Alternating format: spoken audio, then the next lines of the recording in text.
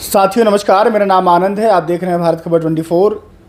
इस वक्त मैं खगड़िया ज़िला में मौजूद हूं और मेरे दाहिनी तरफ बैठे हैं डॉक्टर नीतीश कुमार, जेडीयू के नेता हैं और यहां पर बेल्लौर जो विधानसभा है वहां पर ये संभावित उम्मीदवार थे।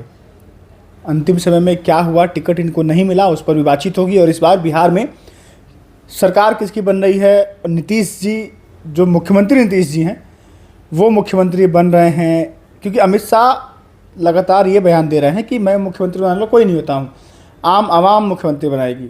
तो कहीं ना कहीं बारात तैयार है, लेकिन दूल्हे को लेकर के बड़ा सस्पेंस बना हुआ है। आइए तमाम मुद्दों पर बातचीत करते हैं। आपका बहुत बहुत स्वागत है डॉक्टर साहब। धन्यवाद। मैं डॉक्टर नीतीश कुमार। इस बार क्या लगता है, पहले ये बताइए कि टिकट का चर्चा आपका बड़ा जोरों शोरों से था कि इस बार आप माननीय बनने की राह में हैं, कहाँ चूक रह गई? देखिए, मुझे पार्टी से आश्वासन मिला था, उसके बाद एंड टाइम पे पार्टी का निर्णय बदल गया और पूर्व विधायक माननीय पन्नालाल पटेल जी को ही दिया गया और हमें बताया गया कि गार्जियन है, इस बार सपोर्ट करो। और हमारा भी कहीं ना कहीं उनको सपोर्ट करने की पूरी मंशा है कि वो बने। ठीक है, चूँकि हमने बहुत मेहनत किया और किसी को भी लगता है जब आप योग्य हो और योग्यता के अनुसार नहीं मिले तो दुख होता है, लेकिन पार्टी का निर्णय ही सर्वोपरि था। तो मैंने उनको सपोर्ट करना चालू किया है, क्योंकि हमें सबसे पहले नीतीश जी दिख रहे हैं कि वो माननीय मुख्यमंत्री जी रहें, ये हमारे लिए सबसे बड़ी ज़रूरत है, पहले से भी और अभी भी। आपने कहा कि मुख्यमंत्री वो बने, लगता है कि भाजपा चाहती है? देखिए, किसी के चाहने और ना चाहने से कुछ नहीं होगा। बनेंगे तो मुख्यमंत्री माननीय मुख्यमंत्री नीतीश कुमार जी ही, वो चाहें नहीं चाहें इससे कोई फ़र्क नहीं पड़ता है। मुख्यमंत्री हैं और मुख्यमंत्री रहेंगे।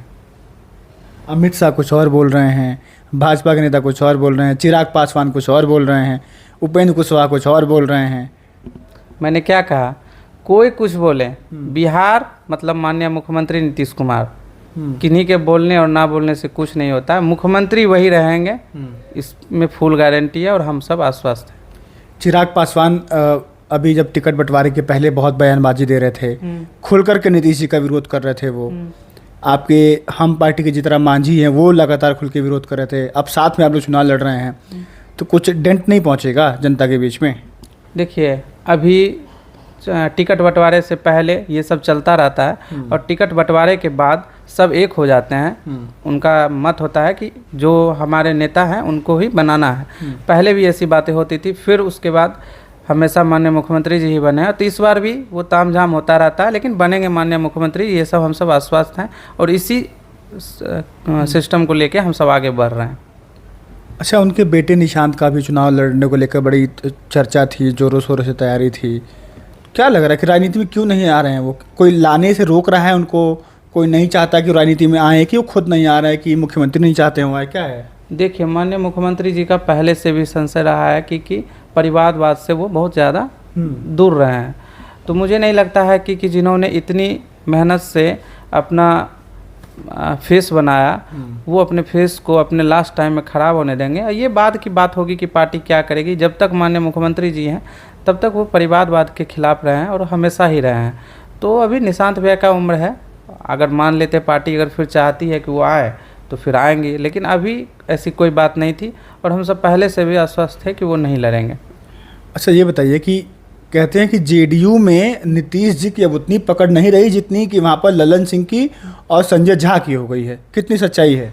देखिए, जदयू मतलब माननीय मुख्यमंत्री जी नीतीश कुमार, ये सब बातें हैं, कहने की बातें हैं, सुनने की बातें हैं, हम सब सुनते हैं, कहते हैं, लेकिन जदयू मतलब माननीय मुख्यमंत्री जी नीतीश कुमार, उनका ही फैसला सर्वमान्य होता है। जी जी, उनका ही फैसला सर्वमान्य है, अभी भी उनका ही फैसला सर्वमान्य है।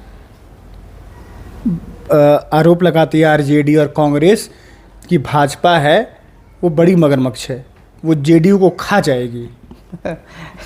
मैंने क्या कहा कि माननीय मुख्यमंत्री जी इतने परिपक्व हैं, 25 साल से लोग ऐसा बोलते हैं, ऐसा करते हैं, लेकिन आज तक कुछ नहीं बिगड़ा है। आगे भी हम सबका कुछ नहीं बिगड़ेगा। मुख्यमंत्री जी बिहार के लिए सोच रहे हैं, बिहार को आगे बढ़ाने के लिए सोच रहे हैं, तो उनके हाथ में ही सारा कुछ रहेगा और माननीय मुख्यमंत्री जी फिर से बिहार को आगे बढ़ाते रहेंगे जैसे निरंतर बढ़ा रहे हैं।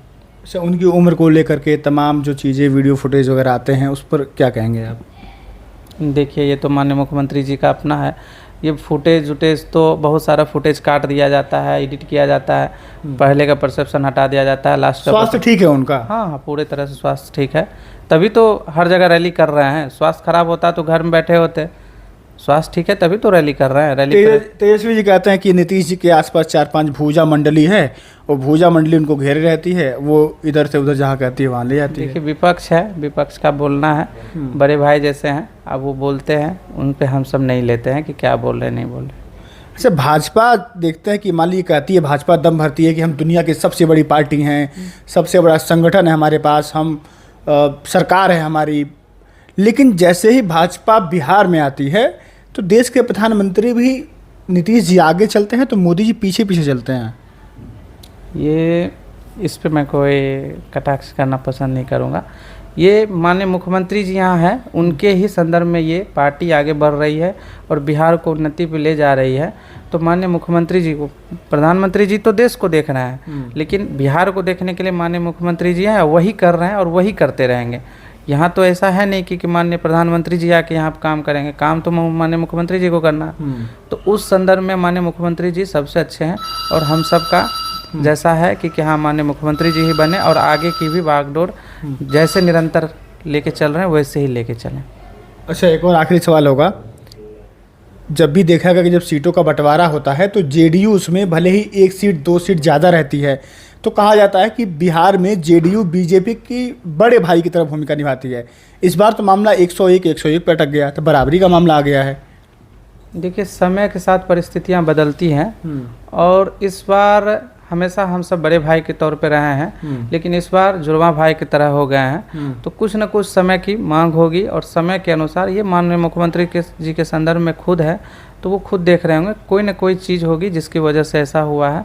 तो इसमें बड़े नेताओं का निर्णय है, इस पर हमारा कटाक्ष होना कोई मुमकिन नहीं लगता। आप माननीय बन जाते, मान लीजिए अगर आपका टिकट नहीं कटा होता, तो क्या विजन क्या था, क्या प्लान था आपका कि हम विधायक बनते, तो हमारा ये विजन था इस पर काम करना? देखिए, हम जो अपने क्षेत्र में घूम रहे थे, बहुत सारी ऐसी परिस्थितियाँ थी जिसके काम करने के लिए हमें काम करने को मौका मिलता, और माननीय मुख्यमंत्री जी ने साफ तौर पे बोला था कि आप हमसे मांगिए, हम आपको देंगे।